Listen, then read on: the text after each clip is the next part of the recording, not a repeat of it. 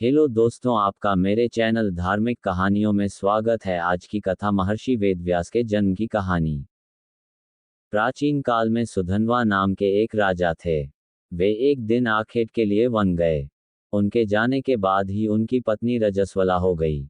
उसने इस समाचार को अपने शिकारी पक्षी के माध्यम से राजा के पास भिजवाया। समाचार पाकर महाराज सुधन्वा ने एक दोने में अपना वीर्य निकालकर पक्षी को दे दिया। पक्षी उस दोने को राजा की पत्नी के पास पहुंचाने आकाश में उड़ चला। मार्ग में उस शिकारी पक्षी पर दूसरे शिकारी पक्षी ने हमला कर दिया। दोनों पक्षियों में युद्ध होने लगा। युद्ध के दौरान वह दोना पक्षी के पंजे से छूटकर यमुना में जा गिरा। यमुना में ब्रह्मा के शाप से मछली बनी एक अप्सरा रहती थी। मछली रूपी अप्सरा दोने में बहते हुए वीर्य को निगल गई तथा उसके प्रभाव से वह गर्भवती हो गई। एक निषाद ने गर्भ पूर्ण होने पर उस मछली को अपने जाल में फंसा लिया।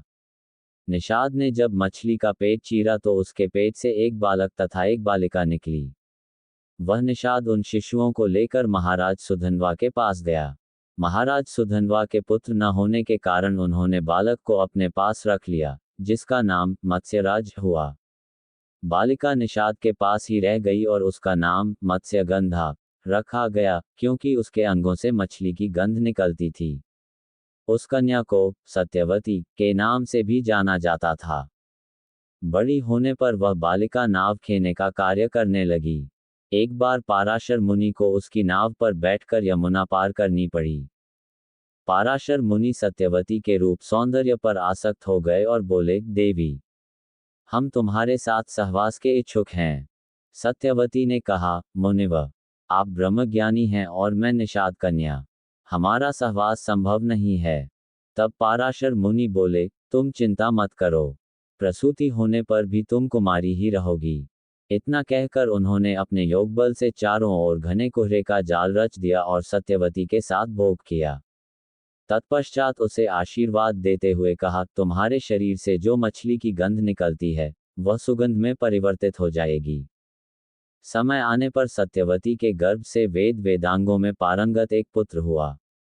जन्म होते ही वह बालक बड़ा हो गया और अपनी माता से बोला, माता, तू जब कभी भी विपत्ति में मुझे स्मरण करेगी, मैं उपस्थित हो जाऊंगा। इतना कहकर वे तपस्या करने के लिए द्वैपायन द्वीप चले गए। द्वैपायन द्वीप में तपस्या करने तथा उनके शरीर का रंग काला होने के कारण उन्हें कृष्ण द्वैपायन कहा जाने लगा। आगे चलकर वेदों का भाष्य करने के कारण वे वेदव्यास के नाम से विख्यात हुए। ऐसी ही धार्मिक कहानियों के लिए मेरे चैनल को सब्सक्राइब करें और लाइक शेयर करें। राधे राधे।